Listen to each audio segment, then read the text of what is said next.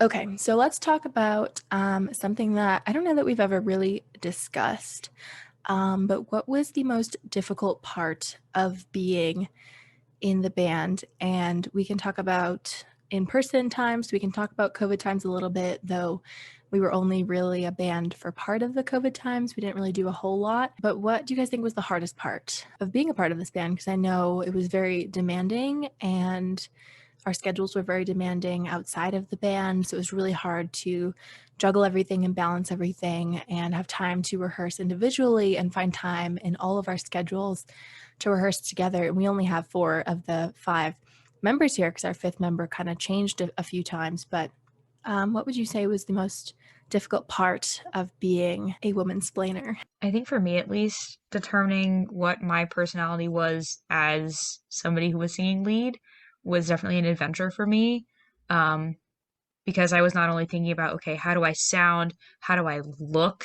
How, like, is my dancing weird? What's up? And I had to like get over that and just be like, you know what? This is fun. I'm gonna do whatever I want to do, and that's the point, and other people can vibe with that, and that's great. So that I think was a bit of just a one of those confidence things that I had to work on. I noticed after our first performance that I have this very angry face when I'm performing because I'm focusing so hard on what I'm doing.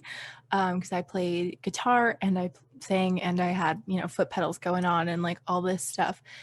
And my face was just so angry. And so for our last performance, I really tried to like smile and look happy because I was happy. I just looked really angry. And I did this thing where I like bounced to dance, which I looked back and I was like, "Oh my god, that's awful." So I definitely relate to that as well. And I tried to keep the bouncing to a minimum as we went on, but it was difficult. Other than that, like vocal health was very hard for a while, especially like I would be running from doing pep band where I was trying to project my voice all the time to practiced and choir and using my voice all the time. And I was having a very rough time keeping my vocal health in check to the point where one of the shows actually lost my voice and I sounded like a totally different person. It really hurt. But we did that, and that's just how rolling with the punches and saying the show must go on happens. Absolutely. Katie was a real trooper during that show. I could see her really pushing it with her voice, and it was kind of a mess of a show. I mean, it was in this really small area where the audience was kind of bottlenecked. They couldn't really see us. We couldn't really see them. The sound was pretty bad. A microphone fell on me during one of our songs. Like, it was a little bit of a mess, but Katie really pushed through that show. That was incredible for her to do that. I think something that was tough for me about being a woman's planner is originally we formed it because like Sasha and Katie and I had gone to a Limbs performance and we had seen that there were absolutely no women performing. It was all because of Katie that we even went to that performance. So thank you, Katie. And then we were like, well, we can do something. And I took piano lessons in 3rd grade. So that was hard for me to get back into learning how to play the piano. And I took pretty cheap piano lessons. So I never actually learned like a lot of the actual technical aspects of playing the piano. Like I learned how to read sheet music, but I didn't learn chords. So that posed an issue because that meant that Sasha had to write all of my music for me. I can't just like hear the chords and so I didn't love having to put that burden onto Sasha, but I really relied on her, and so I'm thankful that she could do that. But I was pretty insecure about like not being good at piano, doing it in a band and like performing for people, and you sort of like expect a certain level of like expertise from people who are performing for you. And then I would feel like, okay, well, my level of expertise is like, I'm like a novice, but I'm performing with these people. And like, it's kind of hard to feel confident about that if you like can't feel confident in your ability. We're also having fun. So sometimes you just need to forget about the thing that you're getting yourself down about and just learn to have fun with the performance. So I'd say a challenging part of being a woman explainer was trying to find like time to practice. Because for drums, there was only one like real drum set that was available for like the students to practice with, and a lot of times you have to reserve that room out. And at the same time I was doing the Womansplainers, I was also in other ensembles that required me to play the drums. So when I got that valuable rare time in the practice room, I had to split my time between playing a bunch of different songs, and it was like, okay, so which song has to suffer this week and which song can get some touch up? So that was like a little hard, but eventually I got through it. And it was also tough because I was more new to the drum set, and as I went along, I learned some things that could help me out, and I was like, oh, now I can listen to the song and be like, hey, this happens here, or I can get more of a feel of a song and be like, okay, now the song is going this way, and just have different ideas for like parts of the song, which I wasn't able to do when I first started. I was also, like Liz, always trying to find drum music sheets, which are not often like that available. So then eventually I started like a tactic of where I'd watch a drum cover. I'd watch a drum cover of a bunch of people like playing the same song, and I'd be like, what do I like best out of all these drum covers, and what am I going to take for myself when I do it with my band? And so it was a confidence thing too, because at first, when we first started playing, I was very timid and stiff on the drum set, but by our last performance at Loftcella, I was dancing and having fun on the stage with the drums. Jen looked fantastic at our last performance, and she was finally like up on a platform where everyone could see her, because our previous performances she was kind of hidden in the back, which we hated, but she was finally out there for everyone to see, and she was totally the center, and it was amazing.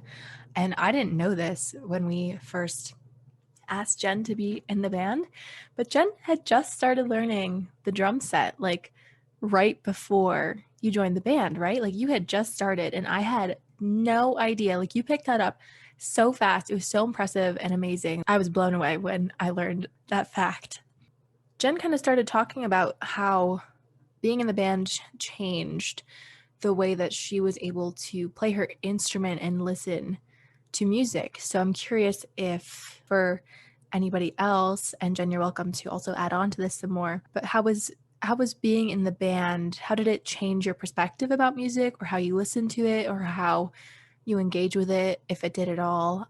That's just something I was wondering as I was talking about on my first episode about how an essay I wrote about music like totally changed my perspective on it. So I'm curious if being in this band had any sort of influence on the way that you interact with music now. So it was definitely different for me to take on a different style of music because I had been working I mean, I sang in my free time and that was fun. I'd sing in the car, but as a choir kid, I'd sing the alto part, which is usually a harmony. Or I'd be singing musical theater and things like that. So we were getting into genres that I wasn't used to, but really enjoyed singing. And I loved being able to actually sing the music that I was listening to and sing the melody line. So rather than starting to, like, I sing harmonies with the radio in my car because I'm a nerd, but I started switching to singing the melody now so I could practice, like, how would I want to sing this if I were singing lead on this? It also changed, like, I would be listening to something and I'd be like, ooh, could we do this? Maybe. So that shifted too. Absolutely. That's how I listen to music as well. I totally shifted my like lens as to like, could this work for our band? Like, what would my part be? Would it be too hard? Is this in Katie's range? Like, could I write this on piano? That's also like all I would think about when I was listening to music too. Yeah, honestly, I was just thinking that today. And I do that a lot. And lately I've been like listening to George Harrison's Got My Mind Set on You like a lot.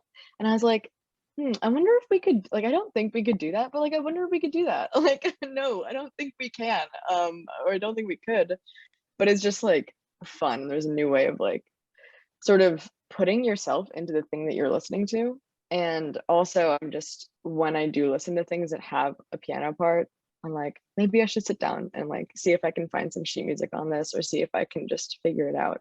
And so I guess it just makes like listening to music a more interactive experience, and I have enjoyed doing that. Yeah, one thing I've noticed for myself when I'm practicing, actually like today, I had my headphones on and I was playing, and when I get into the songs, sometimes I imagine myself like we're on the stage and we're like performing it, and I'm like, woo! I love that. It's just more fun when I'm practicing to be like I am performing. I am still a Womansplainer, and my imaginary Womansplainers are in front of me, and we're at a show, and I'm playing this song. It makes it more fun. I absolutely love that. I think that's amazing. We hope that one day we will be able to reunite, but we are separated now because myself, Katie, and Liz have graduated school, so we have moved on to other things. But um, maybe Jen will start another band and keep the legacy going. And of course, we will always be happy to come back and do some performances together again in another time. Speaking of moving on and not really being able to have the same experience that we had when we were all together in college, what is it that you miss the most from the Womansplainers? And I know that we also had a taste of this when we got sent home for COVID. I know I was devastated because my dream was always to be in a band like this. And it felt like it was taken away from me so fast, like as fast as it started, it was taken away from being sent home from COVID. And then all of the difficulties when we came back, it was such a volatile environment when we came back to school. Like we did come back to campus, but we had at least 2 performances scheduled that were canceled because of COVID stuff. And we did get to perform in the end, which was amazing. And I think it was really nice that we had the whole semester to prepare. Like I think it was our best performance. But yeah, it was really hard for me to cope with the fact that we could have had more time to do things, but it was kind of taken away. And I know that that extends to a lot of other things, and this is like a very arbitrary thing that got a little bit screwed up from COVID, but that was definitely I missed it so much, and I still miss it because I don't really play my instruments unless I have a project. So I miss that motivation to like get good and learn a song and then play with my friends. I guess something that I'm gonna miss is like if I do choose to play my instruments, I'll be playing by myself. So like being able to bring it all together and sort of like that moment that Jen was talking about when she realized that like this could work. Like when everyone brings their separate part together and it's like really good and it just surprises everyone and like you can see it on everyone's faces that everyone's like really excited about what we're doing. And COVID kind of took that away because when we were recording things in our separate homes, we didn't get to see it until it was all put together at the end. So Sasha got to see it, but I mean, the rest of us were like, I wonder how that's going to turn out. Or if I wish I could change anything or something like that. But yeah, I'm going to miss that. And I missed that. Yeah, the thing I like about live performances is you can't change it. Like it is what it is. But when we were doing it virtually, it was like, I can make this better. I can make this perfect. Like I can re-record this. I can edit this. Like it's just I like being live because you do it and it's done and you don't worry about it and you just get through it and it's just so different and like people can only really hear it once. Like they can't go back and be nitpicky and be like, you sounded weird there or like, you were flat here or whatever. Like I really like the live performance bit. It was nice to record virtually, but I definitely did not prefer that. I had so many takes, so many. For that and for other recording projects that I was working on at the same time. And I had to just learn how to get over it because there's only so much you can fix in that amount of time. But some of them were actually kind of funny. I would stop in the middle and be like, oh no, and say some ridiculous things. Um, but that was definitely a challenge for all of us. But I think the thing that I miss the most from school is just going to rehearsals in general, because I think the social aspect of that and coming together to make music together is a wonderful thing. It brings me balance. It's my favorite part of the week. And so being able to come to whether it's an ensemble thing or Womansplainers, I always loved being able to show up and be there with everybody. And I think I miss that a lot. I hopefully will be getting back to that soon, but it's not going to be quite the same because I miss you guys. Yeah, the best part of the band was that we were all friends. Like we all lived together on the same floor and it was really an opportunity for us to make music together and hang out together and like have an excuse to hang out and do something fun and not do homework or something like that. And especially with COVID, when we came back to school, Liz and I were living somewhere else. So when we had rehearsals, that was really, at least for me, that was really the only time that I saw you all, which was really nice. Because I wasn't in any other ensembles. So it was also the only time I was able to like make music in a non-individual setting. So I think what I'm probably also going to miss the most is just having our practices because it was fun to get together with you guys And even just like walking to practice, like having the excitement and the nervousness, like how's it going to go? Are we going to sound good? Am I going to have to come back and have a billion things to work on? Just like everything about walking to practice, doing practice, leaving practice, all of it was good and fun, something I'll miss. I will be including some music in this show, so I was wondering what your most challenging parts were to play. For me, I don't know if this was like the most challenging to learn, but Say It Ain't So was really hard for me because it is like the most well-known solo ever. And if I messed it up, it was really obvious and like, not good. So that was my hardest part to learn was the Say It Ain't So, just like the whole thing, because there's a lot of little mini riffs, and I knew I had to get all of them perfect, and they weren't particularly hard. But I remember when I was playing that song, my heart was racing, and that's when the microphone fell on me too. But I think that was the hardest for me, just because I knew that everyone would know exactly when I did something wrong. I think vocally, there were times where we picked songs that were like in my range technically, but a little bit challenging just from a perspective. Like we did a Nirvana cover, and that was really out of my comfort zone and also very weirdly placed in my range. But I think the song that I had the most fun with that was technically challenging for me was Talk Too Much by Coin, because we upped the keys that way I could hit all of the notes. We upped it by a minor third. And it stretched. I was belting and it stretched all the way down to my lowest note, but also had some high range stuff. And so I practiced that, I think, the most because I wanted to make sure it was perfect.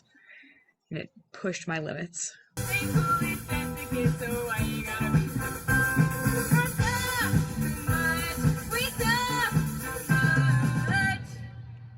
If we hadn't changed the key on Talk Too Much, that would have been the hardest one because I would have had every single sharp, and I had like some pretty long runs that I honestly, like, the first time I practiced it and we hadn't changed the key yet, I was like, I'm not gonna be able to do this. Like, I don't even know how to come to them and be like, I'm sorry, I can't. Like, my fingers, like, I was trying to figure out a way to like hack it so that it would work. It was so much easier when I didn't have any sharps or flats. It was incredible. Mwah, thank you.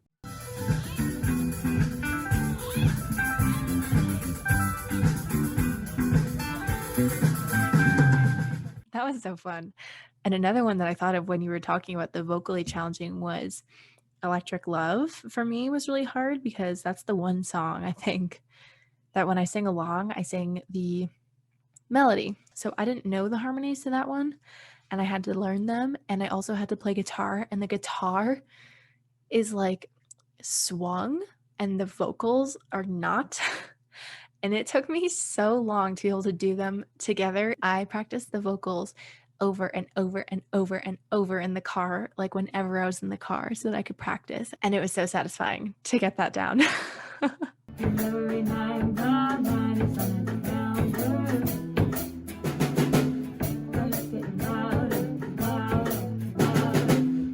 One of the hardest written parts that I had was This Life, which is the first song that we like even agreed upon as playing as a band, and it's the first song we even performed at our first performance. And it was a little too tough for me to be able to play everything that was written on the page, so I had to like edit it down for my skill level. And it was like kind of tough to relearn the piano and for that to be the first song. And I mean, it's like honestly like easy piano. It is easy piano, but I was not at easy piano level yet. But it turned out to be fine. The good thing about Liz's parts was that when I was writing them, and this happened with This Life particularly that she just talked about, there's not usually a piano part in the songs. Piano is not a very common instrument in the type of music that we played, which was like kind of like pop alternative type of stuff. And so I would have to listen to the songs and like pick and choose, okay, what do I want to play? What do I want Liz to play? Like, where do I want to have this be filled in? And where do I think that I can fill it in? Or what do I think I can play and nail? Like, I wanted to be good. So often I would give Liz like solo parts that like I didn't want to deal with. And that is a great example of one of those parts that I handed off to her, because sometimes they're easier to play on the piano than they would have been for me to master on guitar. Another one was Walk the Moon. Shut Up and Dance. Do you remember that solo? Yes, I remember that solo. I honestly couldn't remember what that song was because it was a mashup as well. Yeah. It was like three mashups. And that part was, I mean, it was hard, but I just ended up like playing it so much. That part was giving me hell. I mean, not like that solo part, but just like the song in general was really fast, like a lot of notes all over the place. And I was also like terrified that I was gonna mess up the little guitar solo on the piano. And I don't think I did, but I did probably feel like I wanted to throw up like when we were performing. That mashup was particularly difficult because it was a mashup of Shut Up and Dance, and then it went into Check Yes Juliet by We the Kings, and then it went into Love Story by Taylor Swift.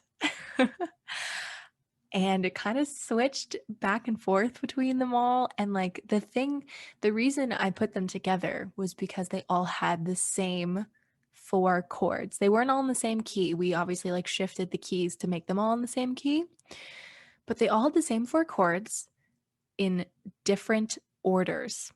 So the difficult part was getting the order of the chords. Again, they were all the same, but the order changed. And I had the hardest time getting the order right. And I remember I had to make myself a cheat sheet, and I also shared it with our bassist at the time so that we would both have like the chord cheat sheet so that we could learn the order of the chords, because it was so confusing. I think for me, the hardest song, even though we never actually performed it, was Breeze Blocks, because we started doing it like the first year we were a band, and I was like, oh god, I was like, I'm gonna have to do a Training Wheels version of this song, because it just had like a lot of like 30-second note partials, and then just also a lot of hand speed and foot speed required, and I was not there yet, so I was like, Training Wheel version in order to make this happen. Then we never ended up being able to perform it, and then it became a possibility this year, and we actually like played it at practice, and I was able to actually get it down, so I was like, yes, improvement. And it was a lot of fun to play, like, once I actually had it. So, but it was difficult, and I guess it sort of took me a year to do it since we first got it our first year, and I did Training Wheels, but then this past year took off the Training Wheels. Jen absolutely nailed that song, and I'll play it so you can hear that drum part that she's talking about. But it's pretty insane, just very confusing and complicated, and that was really impressive. I'm really bummed we didn't get to play that song because it would have been so cool with like the vocal rounds that they do, and it would have been really cool. So now I'll play all those songs we just talked about being challenging. Say It Ain't So by Weezer, In Bloom by Nirvana, Talk Too Much by Coin, Electric Love by Borns, Shut Up and Dance by Walk the Moon, and Breeze Blocks by Alt J.